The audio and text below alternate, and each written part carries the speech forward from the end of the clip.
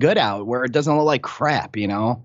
And so that's the hardest part is to do that for such a low budget. But I did it, and I'll keep continuing to do it for low budgets if I can. I always will. I'm never going to be like, hey, next year's film, I need $1 million. That's never going to happen. It's never going to happen because I know that with what all you had thought out as to how to captivate the audience, and like you think about each, like, so that is a huge rare thing, and then think about the we're going to have. I need to warn the public. It's a warning. You have to understand it's a warning, and the understanding of it all will literally reverse consciousness. It'll shift consciousness where they will not do this to us, is my goal.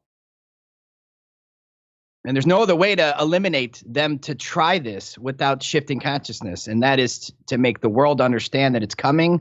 And so just like I won't say the word before it, but we all know what I'm saying, the passports that were supposed to be here by now for the you know what, in my opinion, consciousness shifted with the information that was coming, and they pulled the plug on it. And I want them to pull the plug on this invasion, guys. I don't want it to happen to our children and our children's children. I don't want this to be going down.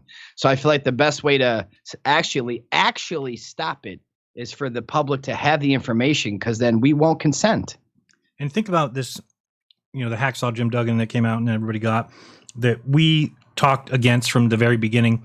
And nobody who didn't get it is regretting that decision, right? Everybody is very happy with the fact that they stayed away from that.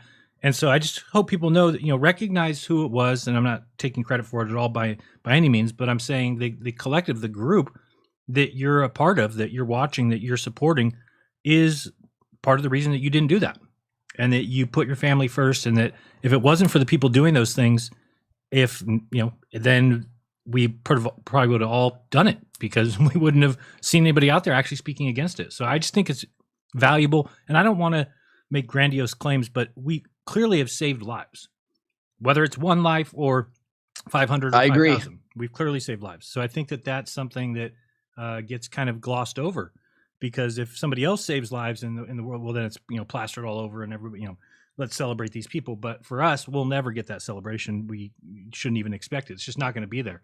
So I just hope people recognize that. Well, someone from the military just recently came out and said, like, yeah, we literally can shoot lasers, pinpoint lasers from different directions to create holograms, and we can make them do all kinds of stuff, and then we can even actually direct energy weapons from there.